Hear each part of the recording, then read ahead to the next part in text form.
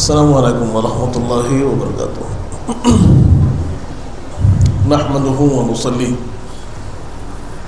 ونسلم على رسوله الكريم وعلى آله الطيبين الطاهرين وأصحابه الأكرمين أجمعين وعلى من تبعهم بإحسان إلى يوم الدين، أما بعد۔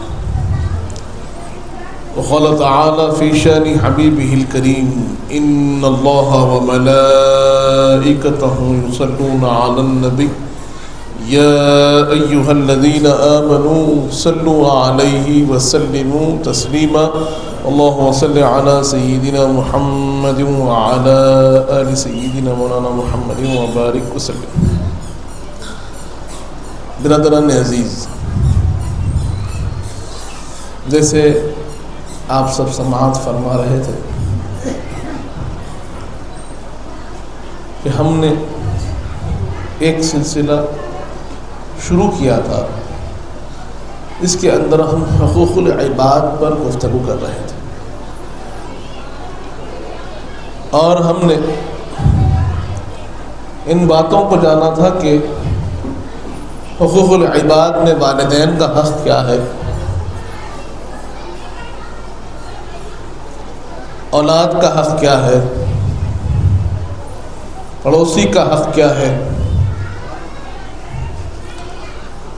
اور ان تمام حقوق میں پھر ہم نے عموم کی طرف توجہ کرتے ہوئے اس بات کو جاننے کی کوشش کی تھی کہ ایک مسلمان پر مسلمان کا حق کیا ہے، اور ان حقوق پہ اس بات کو بھی ہم نے جانا کہ جیسے بندے پر نماز، روزہ، زکوٰۃ اور حج فرض ہے، ویسے ہی چند حقوق العباد بھی فرض ہے۔ کئی مرتبہ ایسا ہوتا ہے کہ جب ہم فرائض کی بات کرتے ہیں عبادات کی بات ہوتی ہے، ذمہ داری کی بات کرتے ہیں تو عبادات کی بات ہوتی ہے، دین کی بات کرتے ہیں تو عبادات کی بات ہوتی ہے، نماز کی بات ہوتی ہے، روزے کی بات ہوتی ہے، صدقات اور حج کی بات ہوتی ہے۔ لیکن وہیں پر یہ جاننا بھی ضروری ہے کہ جیسے ہم پر عبادات فرض ہیں، ویسے ہی چند حقوق العباد بھی فرض ہیں، چند واجب ہیں، تو ہمیں ان کو بھی ادا کرنا ضروری ہے۔ ان کے اندر کوتاہی بھی اللہ سے دوری کا سبب بنتی۔ حقوق العباد میں کمی، ایک دوسرے کا خیال نہ رکھنا، آپس میں اختلاف کرنا، ایک دوسرے سے جھگڑا کرنا، یہ جو ہے یہ آدمی کو اللہ سے دور کرتا ہے۔ اس بات کو سمجھیں، اس بات کا خیال رکھنا ضروری ہے، اور ہمیں یہ بات جاننی ضروری ہے کہ جب اللہ نے ہمیں مومن بنایا ہے، مسلمان بنایا ہے، تو پھر ہم پر کیا ذمہ داریاں رکھی ہیں، ہم سے پروردگار کیا چاہتا ہے، ہم کیسے بنیں۔ حضور پاک صلی اللہ علیہ وآلہ وسلم ہمارے لیے تشریف لائے ہیں۔ ہم نے ماہ ربیع النور میں سنا کہ حضور پاک کی آمد کے مقاصد میں کیا مقصد ہے۔ ہم نے ماہ ربیع الثانی کی مناسبت سے حضرت پیران پیر غوث اعظم دستگیر کے تعلیمات میں سنا۔ تو اب ہم اس بات کو جانیں گے۔ ایک حدیث پاک جو میری نگاہوں سے گزری، مشہور حدیث پاک ہے، جو ایک ایسا خاکہ پیش کرتی ہے کہ اگر ایک حدیث پاک پر عمل ہو، جبکہ بطور مومن، بطور مسلمان کے ہماری ذمہ داری ہے کہ ہم حضور پاک کے ہر فرمان پر عمل کریں، حضور پاک کی ہر حدیث پاک پر عمل کرنے کی کوشش، یہ ہماری ذمہ داری ہے۔ لیکن ایک مسلمان کا حق دوسرے مسلمان پر کیا ہو، ایک مسلمان کیسا ہونا چاہیے، حقوق العباد میں بندوں سے جو تعلق ہوتا ہے اس کے اندر کیسا ہونا چاہیے، اس کے لیے ایک حدیث پاک ایسی یہاں پر ملی ہے کہ اگر اس ایک حدیث پاک پر بھی عمل کر لیں تو یقیناً یہ ہمارے جو ضروریات ہے حقوق العباد کے اس کی تکمیل ہو جائے گی۔ صحیح مسلم کی یہ حدیث ہے، حضرت ابو ہریرہ رضی اللہ عنہ اس کے راوی ہے۔ آپ فرماتے ہیں کہ حضور پاک صلی اللہ علیہ وآلہ وسلم نے ارشاد فرمایا، لا تحاسدوا ولا تناجشوا ولا تباغضوا۔ حضور پاک فرماتے ہیں لا تحاسدوا، کہ تم ایک دوسرے سے حسد نہیں کرنا۔ ایک مسلمان کی یہ ذمہ داری ہے کہ اس کے دل میں کسی اور کے لیے حسد نہیں ہونا۔ برادران عزیز، یہاں ہم حضور پاک کی اس حدیث پاک کو پڑھ رہے ہیں، حضور پاک کے اس فرمان عالی شان کو سن رہے ہیں، وہاں پر ہمیں اس بات کو غور کرنے کی ضرورت ہے کہ حضور پاک صلی اللہ علیہ وآلہ وسلم ہمارے قلوب پر کے حالات کو کیسے بیان کر رہے ہیں کہ آج ہمارے دل کیا حسد سے خالی ہے؟ کیا ہمارے دل میں ایسا نہیں ہو رہا ہے کہ کسی کی ترقی، کسی کی اچھائی، کسی کی بڑائی جب دیکھتے ہیں تو سوال ہو رہا ہے اس کو کیوں؟ اس کو کیوں؟ اس کے پاس کیوں ہے؟ یہی حسد کی علامت ہے۔ اس کے بھی درجات ہیں، لیکن پہلا درجہ یہی ہوتا ہے کہ اس کو کیوں؟ یہ حسد کی علامت ہے۔ آپ اگر اللہ نے کسی اپنے بھائی کو دیا ہے، اگر اس کے پاس حسن ہے، اگر اس کے پاس طاقت ہے، اگر اس کے پاس دولت ہے، اگر اس کے پاس مقام ہے، اگر اس کے پاس مرتبہ ہے، کوئی بات نہیں ہے، اللہ کا دیا ہوا ہے، اگر آپ بھی چاہتے ہیں رب سے مانگیے۔ اللہ فرماتا ہے مجھ سے مانگو میں عطا کروں گا۔ اگر آپ کو مقام چاہیے رب سے مانگیے، آپ کو دولت چاہیے رب سے مانگیے، آپ کو عزت چاہیے رب سے مانگیے، آپ کو شہرت چاہیے رب سے مانگیے۔ لیکن اگر اپنے کسی بھائی کے پاس اللہ کی کوئی نعمت موجود ہو تو آپ کو دل میں یہ خیال نہ ہو کہ اسے اللہ نے کیوں دیا۔ یہ مزاج مسلمان کا نہیں کہ کسی کی ترقی کو، کسی کی بھلائی کو، کسی کی اچھائی کو دیکھ کر اس کے دل میں برا خیال نہیں آنا، اس کے دل میں سوال کا وہ جو شوشہ ہے وہ پیدا نہیں ہونا، وہ کیفیت، وہ سوال پیدا نہیں ہونا کہ اسے کیوں، مجھے کیوں نہیں۔ آپ چاہتے ہیں اسے کیوں کو چھوڑیے، اللہ مجھے بھی عطا فرمائے۔ بات کسی پر اعتراض نہ ہو، بلکہ اگر آپ کے بھائی کو اللہ کچھ عطا فرماتا ہے تو آپ کو خوشی ہونی چاہیے۔ اگر اسے اپنا بھائی سمجھتے ہیں، اپنا سمجھتے ہیں، جو مومن کا حق ہے کہ اپنے بھائی کے لیے وہ چاہو جو اپنے لیے چاہتے ہو۔ صحیح بخاری کی حدیث ہے۔ تو پھر آپ کو چاہیے کہ اپنے بھائی کی ترقی پہ خوش ہو، نہ کہ حسد پیدا ہو، نہ کہ جلن پیدا ہو۔ آج ہم دیکھ رہے ہیں اپنے معاشرے میں یہ بات عام ہو گئی، اور حدیث پاک میں آتا ہے، حضور پاک ارشاد فرماتے ہیں حسد آدمی کے نیک اعمال کو ایسے کھا جاتی ہے جیسے آگ لکڑی کو کھا جاتی ہے۔ آپ دیکھتے ہیں آگ کے اندر لکڑی ڈال دی جائے تو کیسے جل جاتی ہے، ویسے ہی آدمی کے نیک اعمال جل جاتے ہیں۔ کس کی وجہ سے؟ حسد کرنے کی وجہ سے۔ اب سامنے والے کو اس کو معلوم ہی نہیں ہے کہ تمہارے دل میں کیا چل رہا ہے، لیکن اس کے نہ جاننے سے یہ نہیں ہوتا کہ رب نہیں جانتا، رب جانتا ہے کہ ایک مومن کا دل صاف ہونا چاہیے۔ اگر صفائی قلب کی نہ ہو، اس دل میں حسد ہو، تو پھر جیسے جس کا تعلق سے حسد ہوگا اس کے اعمال میں کوئی فرق نہیں ہوگا، لیکن جو حاسد ہوگا، جو حسد کرتا ہوگا، جو جلن کرتا ہوگا، جس کے دل میں وہ تکلیف محسوس ہو رہی ہے، اپنے بھائی کی ترقی پر وہ خوش نہیں ہو رہا ہے، تو اللہ اس حسد کی وجہ سے، اس جلن کی وجہ سے اس کے اعمال کو ختم کر دے گا۔ اس کا حسد اس کے اعمال کو کھا جائے گا۔ اور احادیث کریمہ میں آتا ہے کہ جب حشر کا میدان ہوگا اور ایک شخص حسد کرتا ہوگا، جلن کرتا ہوگا، تو سب سے پہلے تو اس کے نیک اعمال ختم ہو جائیں گے، یا پھر اس کے نیک اعمال کو جس کے لیے حسد کیا جا رہا ہے اس کے نام اعمال میں ڈال دیا جائے گا۔ نیکیاں تھوڑی ہی ہے، کیونکہ ہمارے اعمال نہ ریا سے پاک ہے، نہ ہمارے اعمال دکھاوے سے پاک ہے، ہمارے اعمال میں نہ خلوص ہے، ہمارے اعمال میں نہ صاف نیت ہے، نہ تقویٰ ہے، تو کون سے اعمال؟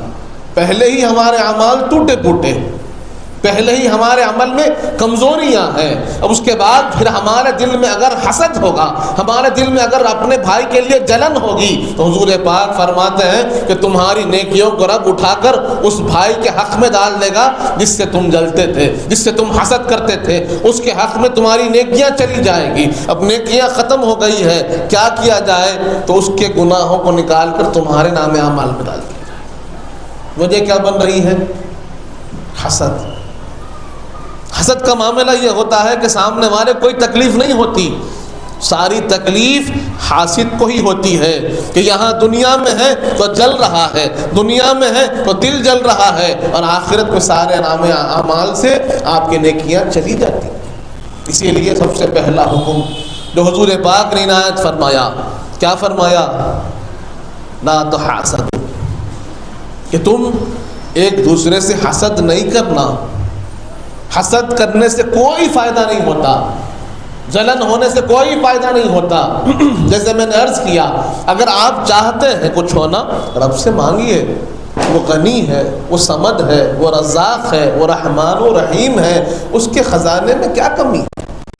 رب کے خزانے میں کمی کیا ہے؟ اللہ فرماتا ہے ادعونی ادعونی، مجھ سے مانگو، پکارو مجھے، مانگو مجھ سے۔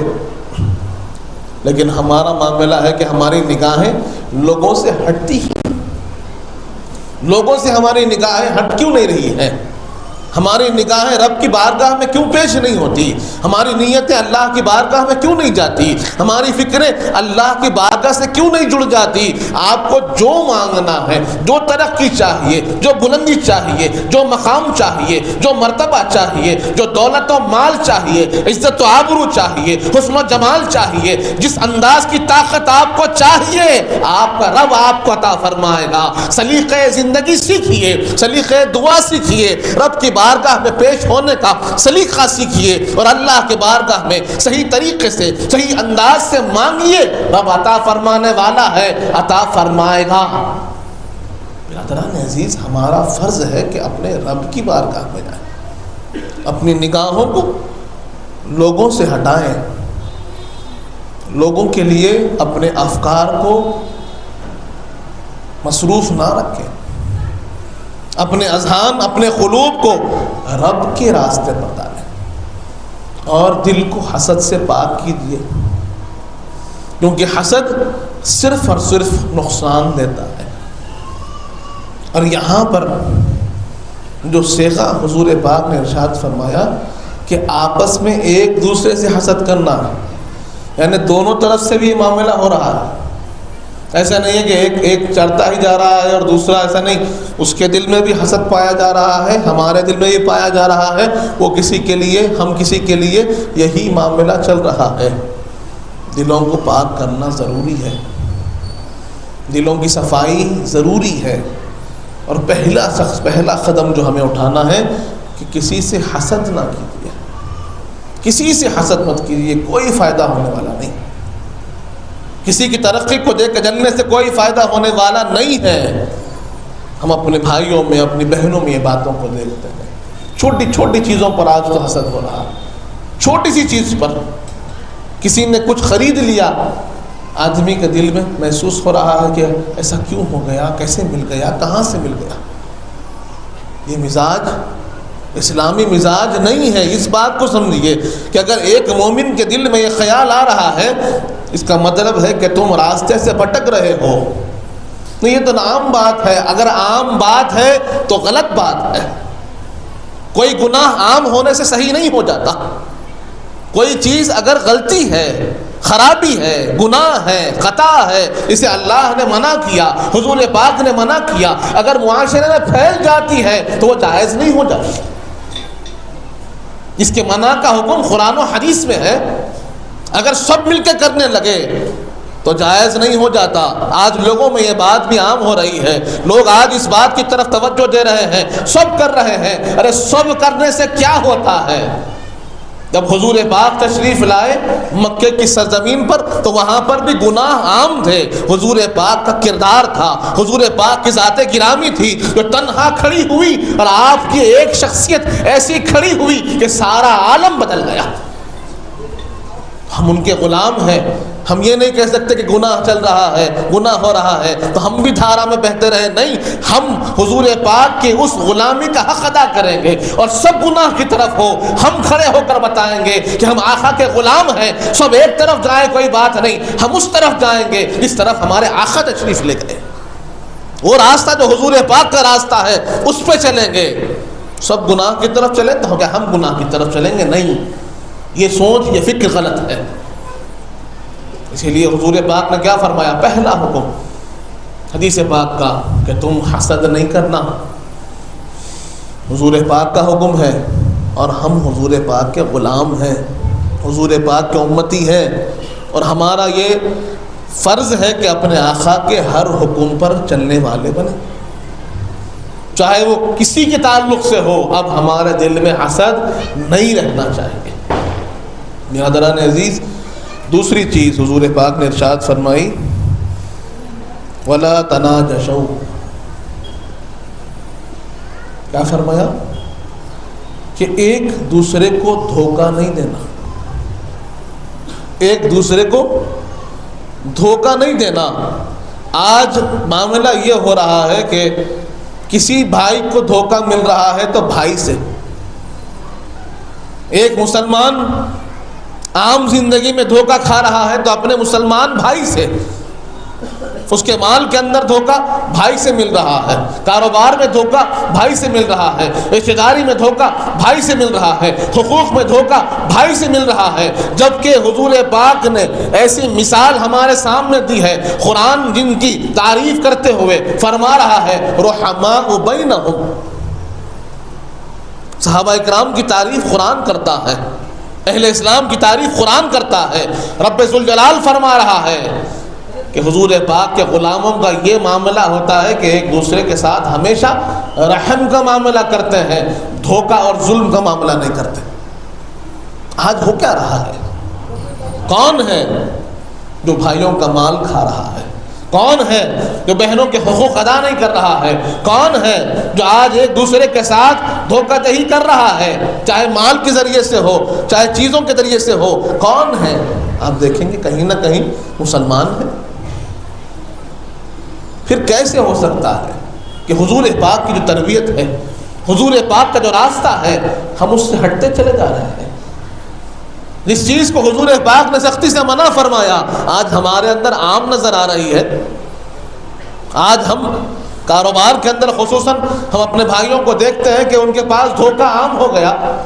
اور دھوکے کو سمجھیے, دھوکے کا مطلب کیا ہے کہ جو ہم نے وعدہ کیا اس کو نبھانا نہیں, جو ہم نے کام کرنے کی بات کہی, کہتے ایک ہیں کرتے کچھ ایک ہیں, الگ.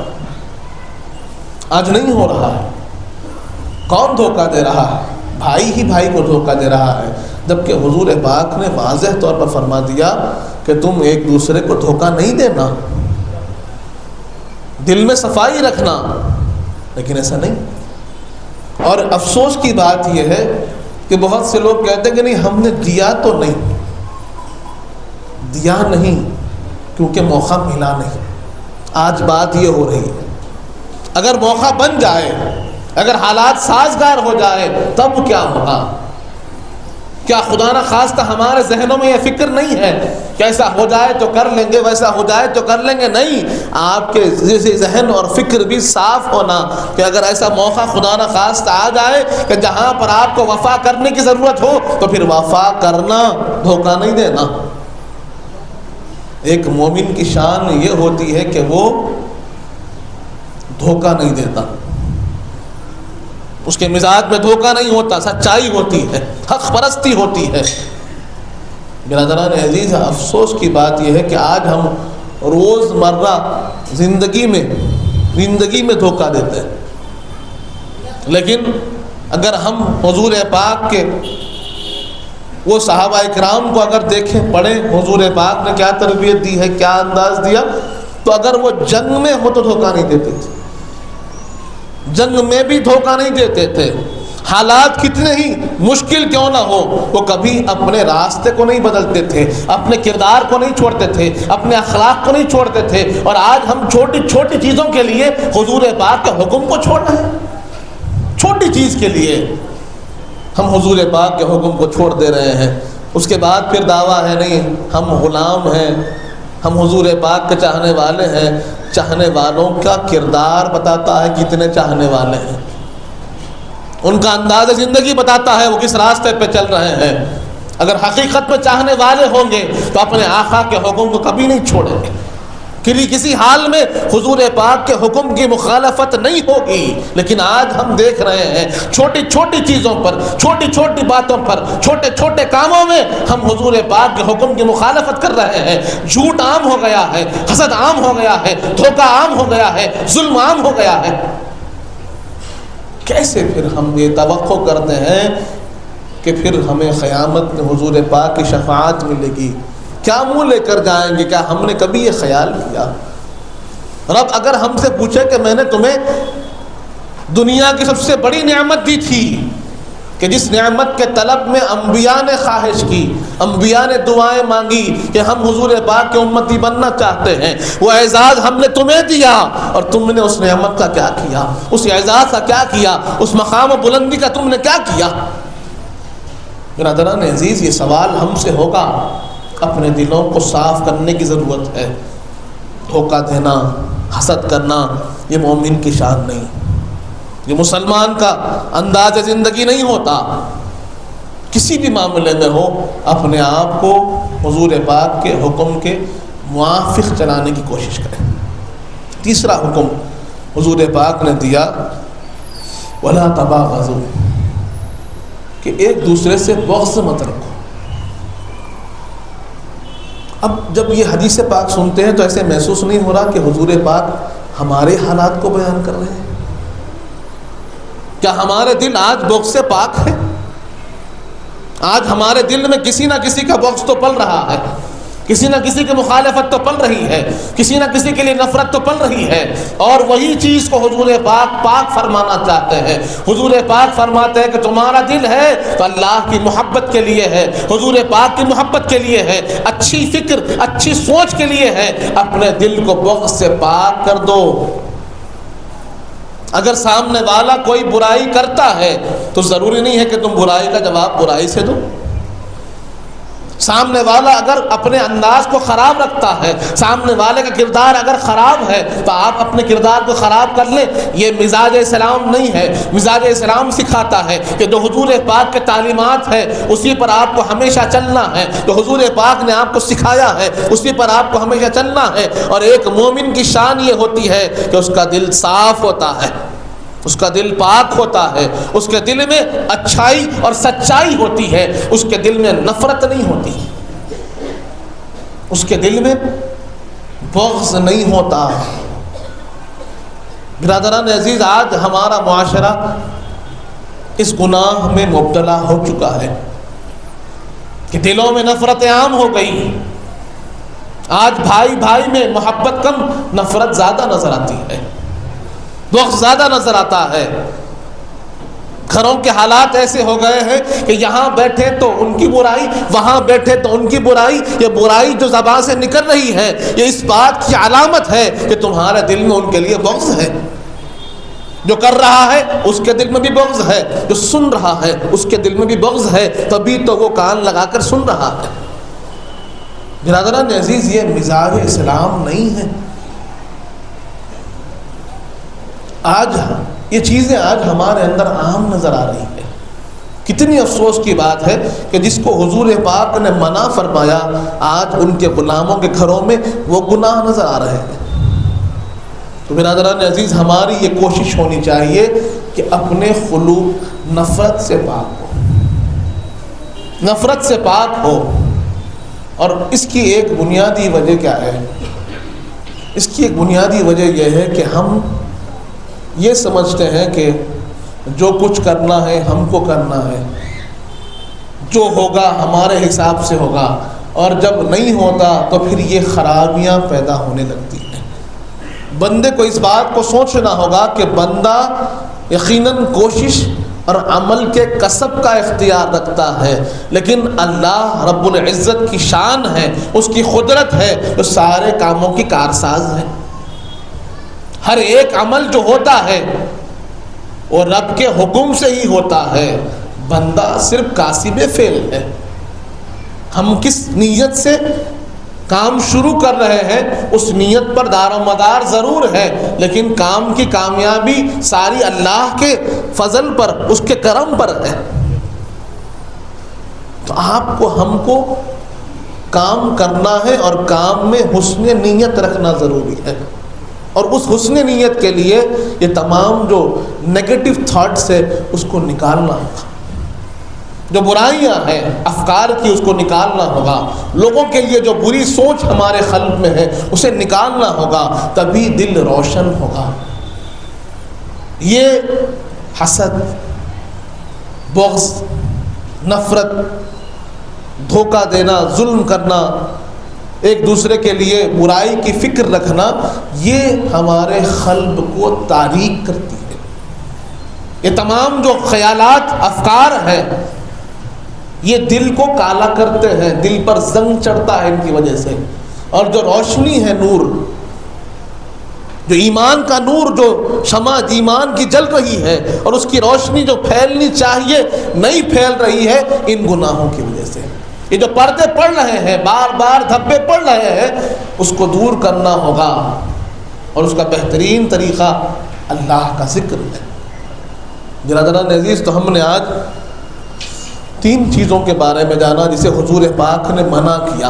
حضور پاک نے فرمایا کہ ایک مسلمان دوسرے مسلمان سے حسد نہیں رکھتا، ایک مسلمان دوسرے مسلمان کو دھوکہ نہیں دیتا، اور ایک مسلمان کا دل دوسرے مسلمان کے لیے بغض نہیں پالتا، نفرت نہیں پالتا۔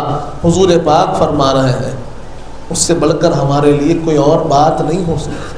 تو اپنے قلوب کو، اپنے دلوں کو پاک کیجیے، یہ خراب افکار سے پاک کیجیے، اور ان کی جگہ پر محبت، شفقت، الفت، رحم پیدا کیجیے۔ اللہ فرماتا ہے کہ جب تم کوئی بندہ کسی بندے پر رحم کرتا ہے تو اللہ اس پر رحم کرتا ہے۔ تو دل میں رحم کو پیدا کیجیے، محبت کو پیدا کیجیے، شفقت کو پیدا کیجیے۔ یہ اچھے جو خیالات ہیں، اچھے افکار ہیں، ان کو اپنے قلوب میں جگہ دیجیے، ان برائیوں کو ہٹائیے۔ انشاءاللہ اس حدیث پاک کو ہم مکمل کریں گے تو بات سمجھ میں آئے گی کہ ایک مسلمان کو کیسے ہونا چاہیے، معاشرے میں سوسائٹی کن اصول پر بلٹ ہوتی ہے، آپ کو یہ حدیث پاک سکھائے گی۔